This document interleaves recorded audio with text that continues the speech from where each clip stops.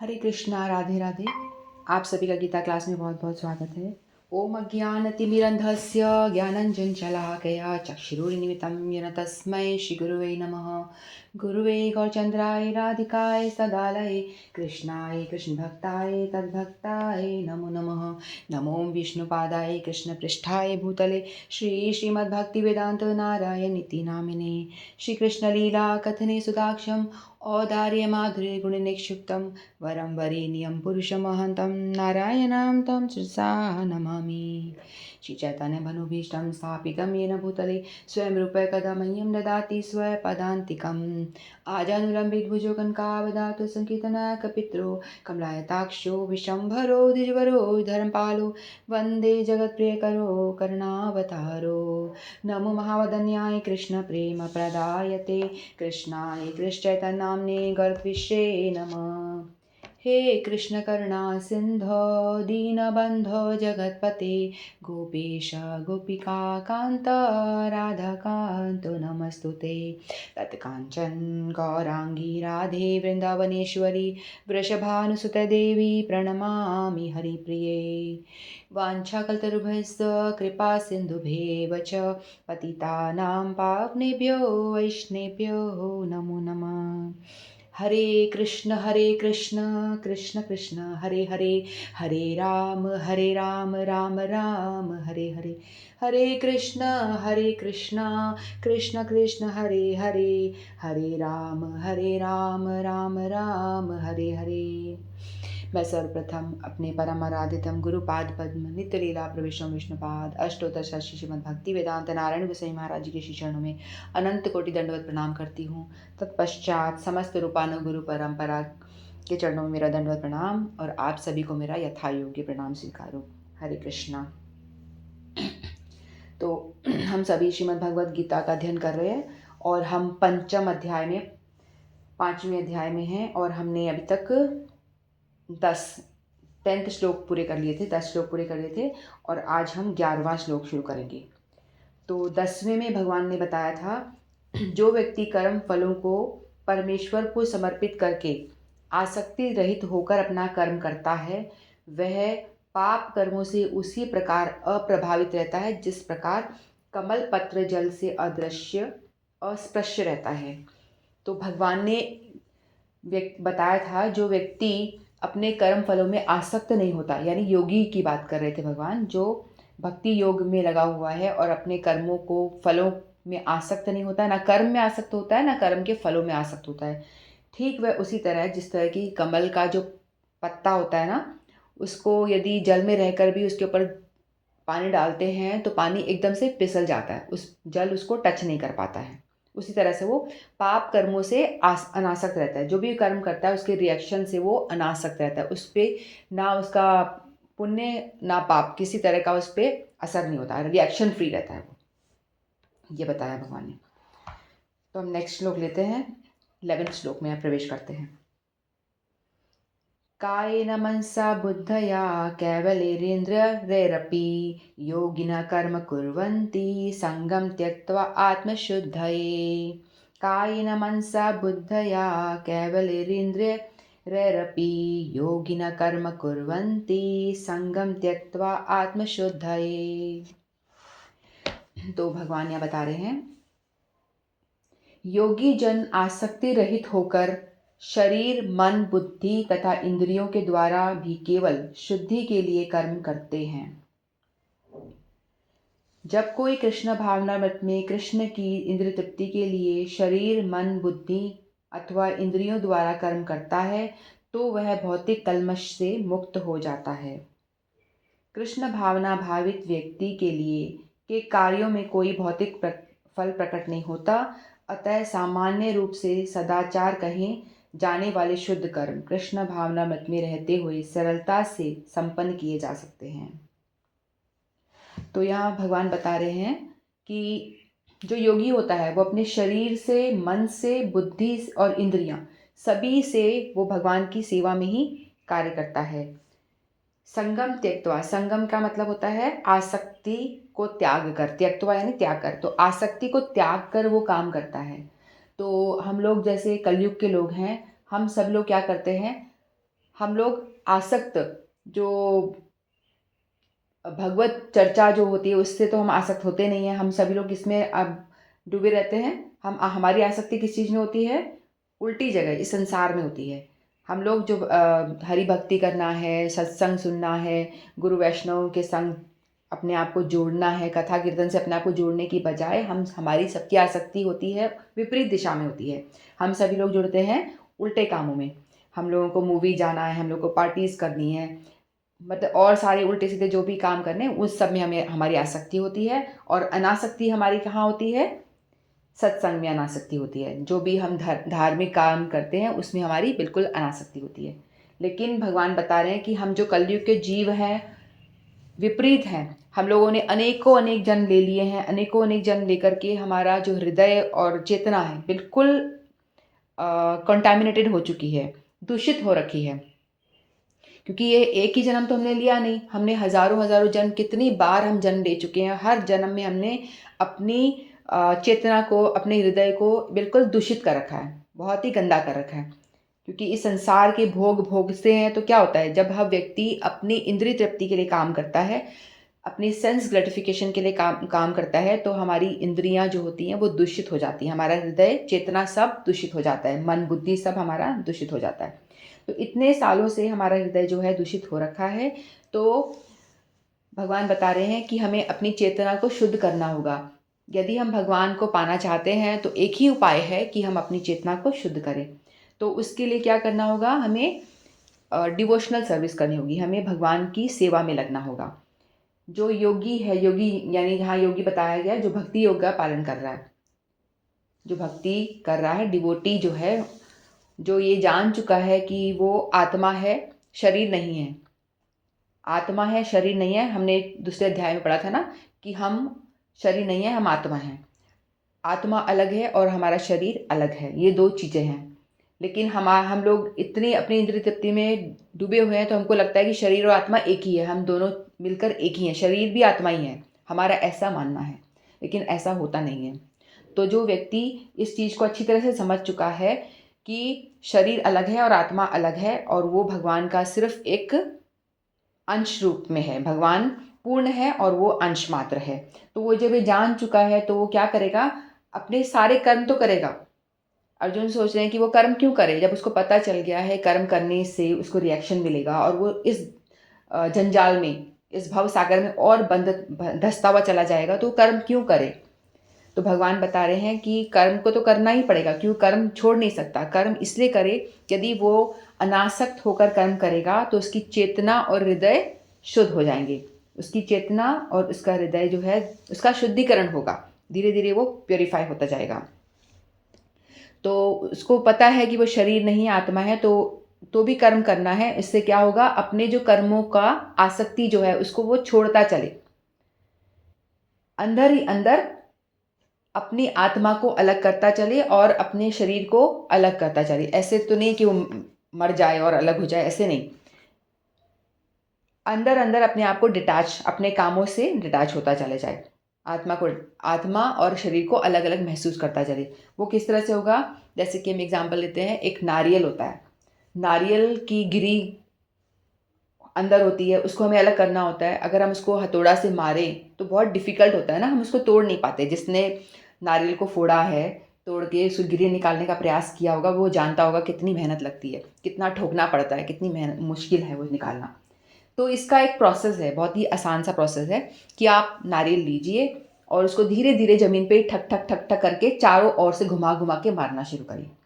नारियल लो, ठक ठक ठक करो, फिर उसको घुमाओ, फिर ठक ठक ठक करो, धीरे धीरे ठक ठक ठक करके धीरे धीरे उसको मारते रहो। तो मारते रहोगे ठक ठक ठक ठक करके चारों तरफ से, कुछ देर तक आप ये प्रोसेस करेंगे। फिर बाद में आप एक हथौड़ा लेके मारेंगे तो आप देखेंगे कि गिरी जो है, गोला अलग हो जाएगा और नारियल का जो बाहर का कठोर हिस्सा होता है वो अलग हो जाएगा, फिर वो आसानी से छूट जाएगा।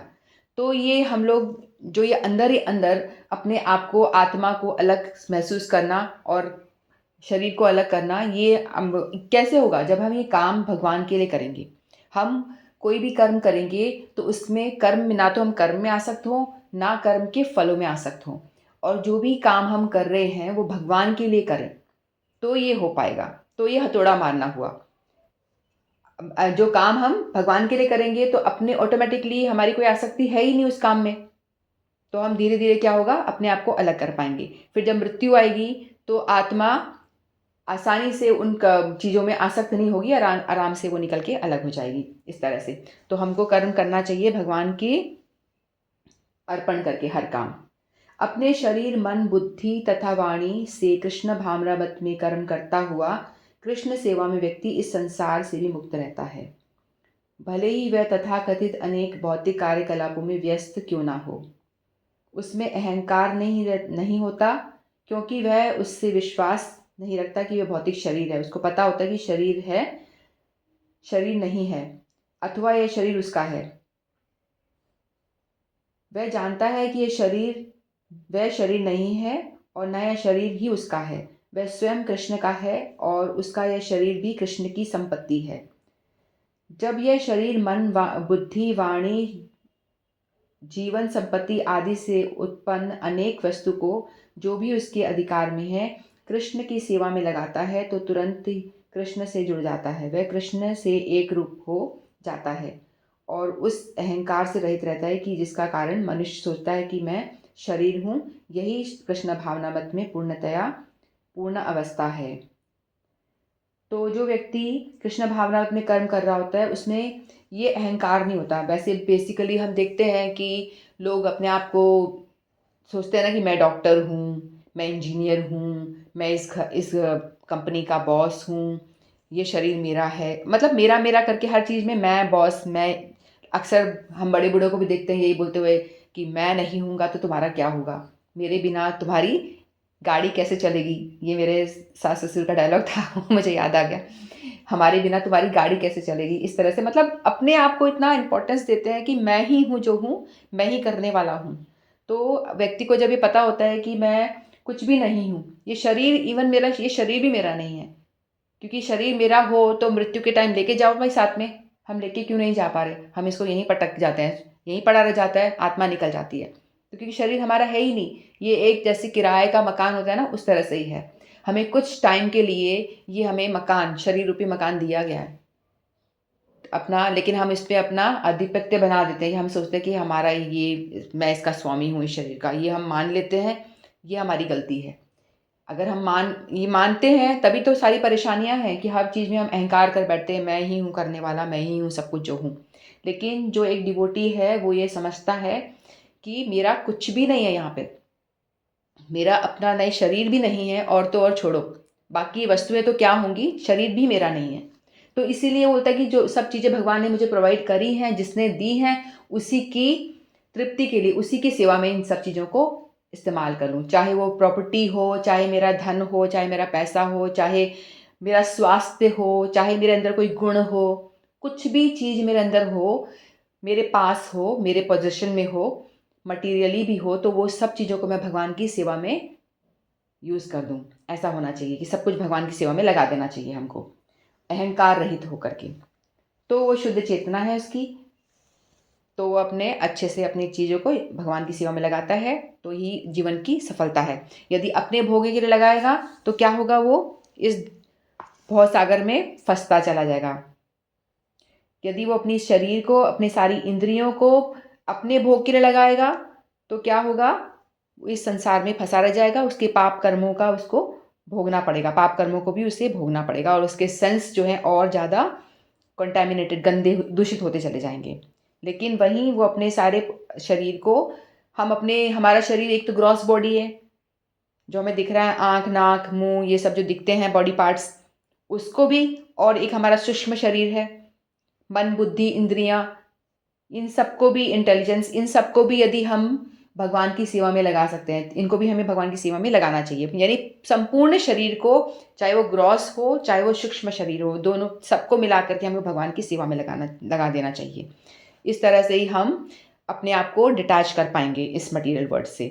तो जैसे हमने बात करी है अपनी इंद्रियों को, आँखों को भगवान की सुंदर विग्रह को देखने में, नाक को भगवान पे अर्पित पुष्प को और तुलसी दल को सूंघने में, और कानों से भगवान के भजन सुनने में, मुंह से चैंटिंग करने के लिए और भगवान के कीर्तन गाने के लिए और भगवान का प्रसाद पाने के लिए जिह्वा 2 काम कर पाती है ना, 2 काम जिह्वा से हम 2 काम करते हैं। भगवान का प्रसाद पाते हैं और हरि भजन करते हैं, चैंटिंग करते हैं। और माइंड, दिमाग से हम कैसे काम ले सकते हैं, जो हमारा सूक्ष्म शरीर में आता है, उसमें हम भगवान के विषय में सोच सकते हैं, चिंतन कर सकते हैं। भक्ति करना एक आसान काम है। इसमें क्या है, देखो आप बैठ कर के अमीर से अमीर व्यक्ति भी कर सकता है, गरीब से गरीब व्यक्ति भी कर सकता है। हम सोचते हैं कि जो अमीर है वही कर पाएगा, ऐसा नहीं है। जो गरीब व्यक्ति इसके पास कुछ भी नहीं है, वो भी बैठ कर के भगवान का चिंतन कर सकता है, भगवान के विषय में सोच सकता है ना वो। भगवान की सुंदर फॉर्म, भगवान की लीलाओं के विषय में सोच सकता है। और अपनी बुद्धि से, अपनी इंटेलिजेंस से हम क्या कर सकते हैं, जो ग्रंथों का अध्ययन कर सकते हैं, जो हमारी समझ के बाहर होते हैं, हम उन ग्रंथों को अध्ययन करने में अपनी बुद्धि का इस्तेमाल कर सकते हैं। ठीक है, तो इस तरह से हम अपनी पूरे शरीर को, जो भगवान का ही है, और हमारी जो भी भौतिक सामग्री, भौतिक जो भी हमारे पास में है, प्रॉस्पेरिटी के रूप में जो हमारे पास में घर मकान जो भी कुछ है, सब कुछ भगवान की सेवा में लगा देना चाहिए। अपने शरीर को भी, मन बुद्धि अहंकार, जो भी कुछ अहंकार ये में ये होना चाहिए कि हम भगवान के दास हैं, भगवान के सेवक हैं, ऐसा अहंकार हमारे अंदर होना चाहिए। और ये जो फॉल्स ईगो हमने पाल रखा है, मैं ये हूँ, मैं वो हूँ, ये हमारा फॉल्स ईगो है, मिथ्या अहंकार है, जो हमें इस संसार में ही जकड़ के रख लेता है। तो हमें अनासक्त होकर के भगवान हरि भजन में लगना चाहिए।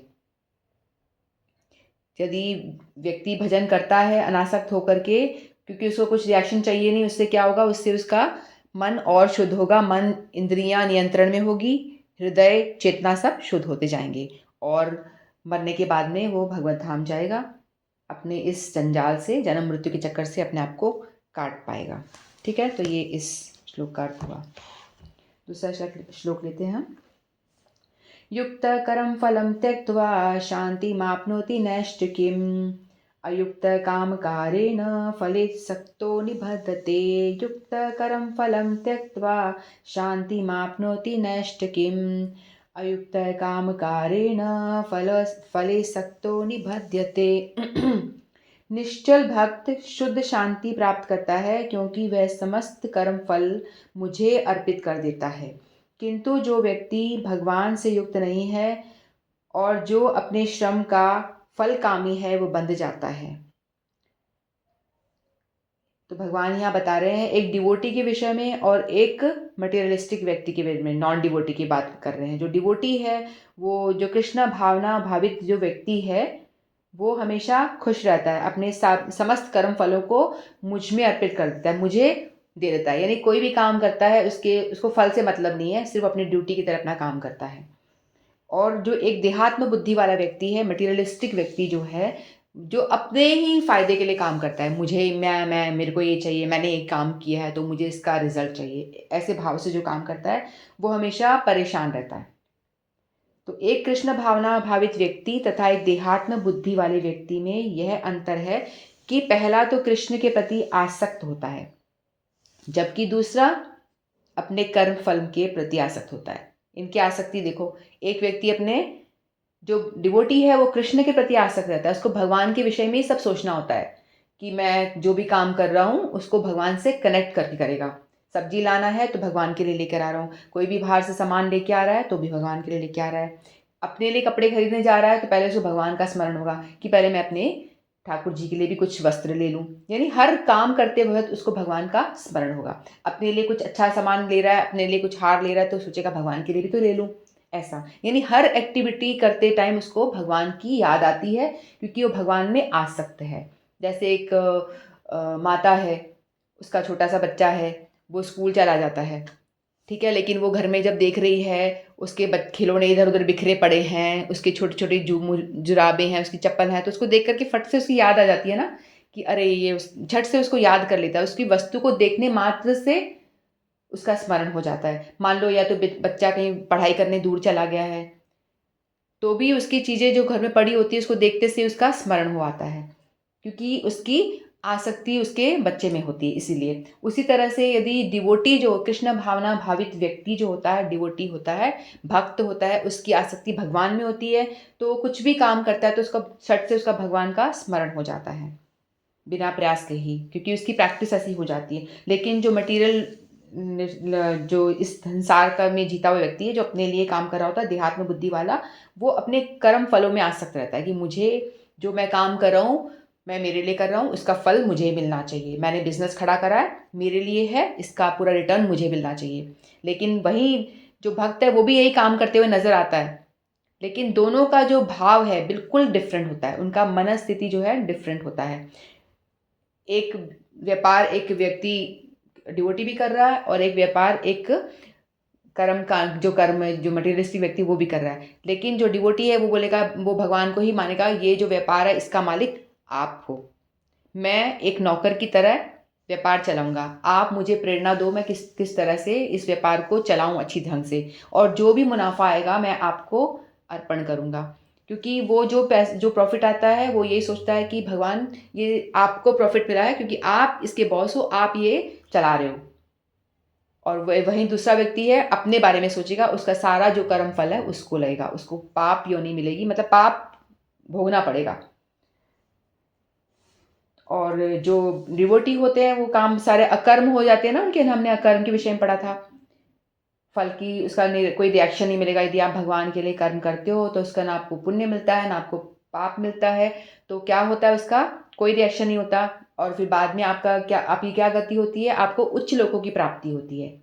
और जो व्यक्ति अपने लिए कर्म करता है, सब अपने लिए करता है, भगवान को बीच में सेंटर में नहीं रखता, तो उसको सारे उसके पाप भोगने पड़ते हैं, उसको निचली योनि की प्राप्ति होती है, निम्न प्लैनेट्स में उसको जाना पड़ता है। तो इसलिए हमको ना पाप करना चाहिए ना पुण्य, हमको अकर्म करना चाहिए।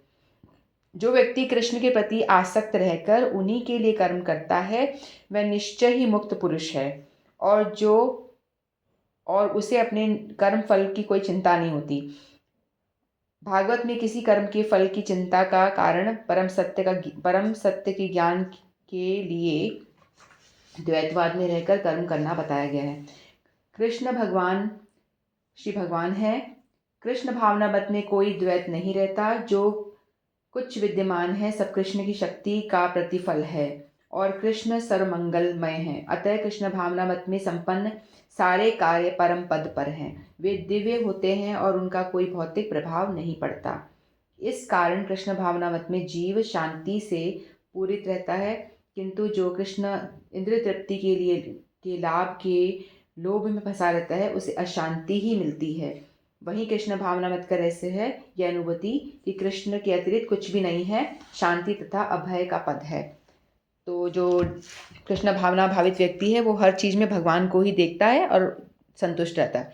कोई बच्चा पढ़ाई कर रहा है, जो डिवोटी है, जो भगवान में श्रद्धा रखता है, तो वो पढ़ेगा, अपना 100% देगा, एग्ज़ाम देकर आ जाएगा, फिर अपने अपने जो प्रैक्टिस में लग जाएगा, और उसको रिजल्ट से कोई मतलब ही नहीं है।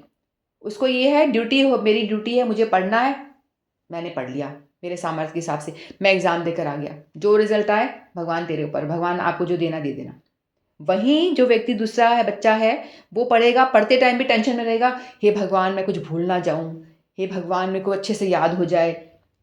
हे भगवान भगवान तो करेगा लेकिन भगवान को मानेगा कुछ नहीं, लेकिन चिंतित रहेगा हमेशा। फिर एग्ज़ाम देकर के आएगा, वहाँ पे भी उसको टेंशन लगी रहेगी कि सारे आंसर्स अटेम्प्ट हुए कि नहीं, अपना 100% दिया कि नहीं हुआ। फिर रिजल्ट के लिए चिंतित रहेगा, मैं अच्छे से नंबर मिल जाए मुझे, मैं अच्छे से पास हो जाऊँ, मेरी डिस्टिंक्शन, मतलब हर समय वो टेंशन में रहेगा। जब वो तैयारी कर रहा है तभी स्ट्रेस लेके तैयारी करेगा, जब वो एग्ज़ाम देगा तो भी स्ट्रेस में देगा, कहीं एक नंबर मेरा कट ना जाए कहीं पे। रिजल्ट के लिए भी टेंशन लेता रहेगा, मेरा रिजल्ट कैसा आएगा, अच्छा तो आएगा ना। तो बताओ, ऐसा व्यक्ति जो पूरे टाइम टेंशन लेके काम कर रहा है, टेंशन के साथ साथ सब काम उस टेंशन साथ में ही है, उसके टेंशन के साथ में ही सब काम कर रहा है वो, तो बताओ उसका रिजल्ट क्या आएगा। उसका रिजल्ट ऑटोमेटिकली 50% ही आएगा, क्योंकि उसके आधा तो दिमाग उसने टेंशन से भर रखा है। और जो फ्री माइंड से काम कर रहा है और सब कुछ भगवान पे छोड़ रखा है, अपनी ड्यूटी समझ के कर रहा है, उसका रिजल्ट डेफिनेटली अच्छा आएगा, क्योंकि टेंशन उसके पास में है ही नहीं, टेंशन फ्री है वो, क्योंकि वो सारा अपना टेंशन भगवान पे छोड़ देता है। अपने आप को जो भी चीज़ें दिखाई दे रही है उसको भगवान ही दिखते हैं। उसको लगता है सब कुछ भगवान का बनाया हुआ है, ये मेरा शरीर भी भगवान का ही दिया हुआ है, तो इसको मुझे अच्छे से यूज़ करना है। अपनी मन बुद्धि इंद्रिय सब कुछ भगवान का ही है, भगवान का ना हो अपना हो तो 2 सेकंड में भगवान एकदम से दिमाग ख़राब हो जाए, लोगों का हो जाता है ना, एकदम से कुछ भी हो जाता है इंसान किसी के साथ में, हार्ट अटैक आ जाए, कुछ भी हो जाए। आपका है तो आप मत आने दो, अपने शरीर को बचा के रखो इस तरह से। तो जो डिवोटी होता है एक बच्चे की तरह एक्ट करता है। जैसे छोटा बच्चा है, वो खेल रहा है, अपने पापा के साथ में खेल रहा है, खेलते खेलते उसने देखा कि उसके पापा उसको दिखाई नहीं दे रहे, उसके आसपास बहुत सारे दूसरे व्यक्ति आके खड़े हो गए और उसके पापा पीछे छिप गए, तो उसको नज़र नहीं आ रहे। तो बच्चा एकदम घबरा जाता है, पहले निश्चिंत होकर खेल रहा होता है, वैसे एकदम घबरा जाता है, बोलता है मेरे पिताजी कहाँ गए, पिताजी कहाँ गए, और रोना शुरू कर देता है, क्योंकि उसको असुरक्षा महसूस होने लग जाती है कि पिता नहीं है सामने, तो वो असुरक्षित हो गया है। लेकिन जैसे ही वो ढूंढना शुरू करता है अपने पिताजी को, ढूंढ करके फिर वो देखता है अरे हाँ पापा खड़े हैं, फिर वो एकदम से निश्चित हो जाता है और फिर वो दोबारा से खेलने लग जाता है। वही स्थिति हम लोगों की भी है। हम लोगों ने भी अपने पिता यानी परम पिता भगवान कृष्ण, उनसे हम लोगों ने दूरी बना रखी है। इसीलिए हम सारे संसार में पड़े हुए हैं और बिल्कुल टेंशन में हैं, रो रहे हैं, बिलबिला रहे हैं, परेशानी में पड़े हुए हैं। लेकिन कुछ ही जो समझदार हैं, जिनको अपने पूर्व कर्मों की वजह से, सुकृति की वजह से गुरु के दर्शन हो गए हैं, तो गुरु ने रास्ता बताया कि किस तरह से हम अपने परम पिता को ढूंढ सकते हैं। तो हमने ये साधना शुरू करी, भक्ति से जुड़ना शुरू करा, डिवोशनल सर्विस शुरू करी, तो धीरे धीरे क्या होगा, जो हमारे ऊपर जो अंधकार सा छाया हुआ है वो धीरे धीरे हटेगा और हम अपने पिता, जैसे उस बच्चे ने पिता को ढूंढ लिया था, उसी तरह से हम भी अपने परम पिता को ढूंढ पाएंगे। तो हम लोग प्रोसेस में लगे। उसको ढूंढने का प्रोसेस क्या है कि हमारे गुरुवर्ग बताते हैं कि हम भगवान नाम लें। भगवान नाम लेंगे तो धीरे धीरे क्या होगा, हमारे ऊपर जो ये चादर आ गया है, ऊपर जो आवरण आ गया है, वो धीरे धीरे हटेगा। फिर धीरे धीरे हटेगा तो हम अपने आप से भगवान को देख पाएंगे, ठीक से अपने समझ पाए, अपने आप को भगवान को देख पाएंगे। तो इस संसार में अन्यथा तो परेशानियां ही परेशानियां हैं, पड़े रहो और भुगतते रहो, एंजाइटी भरी हुई है इतना सारा, है ना। तो अगर हम सभी लोग यही चाहते हैं कि हम लोग खुशी से जिएं, पीसफुल लाइफ जिएं, लेकिन मिलता क्या है हमको, एंजाइटी मिलती है, चिंता मिलती है, सब कुछ मिलता है, लेकिन हम पता नहीं है कि किस तरह से इसको ओवरकम करें, किस तरह से हम बाहर निकलें। तो इसका तरीका यही है कि हम अपने आसक्ति जो इस संसार में है उससे हटा करके भगवान में आसक्ति को जोड़ें। तो जैसे ही भगवान में आसक्ति जुड़ेगी तो धीरे धीरे क्या होगा, डिवोटी जो है, जो भक्त बन रहा है, वो अपने आप को, अपने कॉन्शियस को एलिवेट कर पाएगा, अपने आप को उठा पाएगा, अपने कॉन्शियस को। और जैसे ही हमारा धीरे धीरे हम जिस अनुपात में अपनी भक्ति शुरू करेंगे, नाम जप कथा कीर्तन ये सब सुनेंगे, उतना ही हमारे हृदय में जितना मैल भरा हुआ है वो धीरे धीरे धुलना शुरू हो जाएगा। और धीरे धीरे जैसे ही हम चैंटिंग का जो प्रोसेस है ना, ये एक इरेजर की तरह काम करता है, क्योंकि हमने इतने हज़ारों हज़ारों जन्म ले चुके हैं, उसमें हमारे अंदर इतना काम क्रोध लोभ मोह मद मत्सर ये सब भरा हुआ है। तो ये सारा ही गंदगी के रूप में हमारे अंदर भरा है, जो हमको भक्ति में आगे बढ़ने नहीं देता। तो जैसे ही हम नाम जप शुरू करते हैं तो ये हमारे अंदर इरेजर की तरह काम करता है। भगवान स्वयं नाम रूप में हमारे हृदय में प्रवेश करते हैं और हमारे हृदय की गंदगी को साफ करते हैं, झाड़ू लेके साफ खुद करते हैं। तो जितना लेवल में आप नाम लोगे, जितना आप चैंटिंग करोगे, उतना ही आपका अंदर का ये सब निकलता जाएगा और जितना आप वो कॉन्शियस आपका एलिवेट उठता जाएगा। आपका कॉन्शियस जो है आप उठा पाओगे यानी आपकी वो धीरे धीरे भगवान से कनेक्टिविटी बढ़ती जाएगी और उसी तरह से आप भक्ति में प्रोग्रेस करोगे। लेकिन यदि आप नहीं करोगे, जो डिवोटी है करेगा तो भगवान को पाएगा, अपने कॉन्शियस को एलिवेट कर पाएगा। यदि आप नहीं करते हो, नॉन डिवोटी हो, अभक्त बन के ही रहना चाहते हो, तो तुम्हें आपको ऐसा कुछ भी नहीं होगा आपके साथ में। आप हमेशा चिंताग्रस्त रहोगे, चाहे कितना ही आप पैसा कमा लो, कुछ भी कर लो, लेकिन आप परेशान ही रहोगे, क्योंकि परेशानी आपको पकड़े रहेगी। लेकिन आप भगवान ने जो बताया है कि जो तरीका मैं बता रहा हूँ भगवत गीता के माध्यम से, कि भाई आप कैसे सुखी होगे, क्योंकि ये जो बनाया है उस संसार, इसका नाम दुखालय है। आप इस दुखालय में सुख की तलाश कर रहे हो तो पॉसिबल नहीं है, नहीं मिलेगा आपको सुख।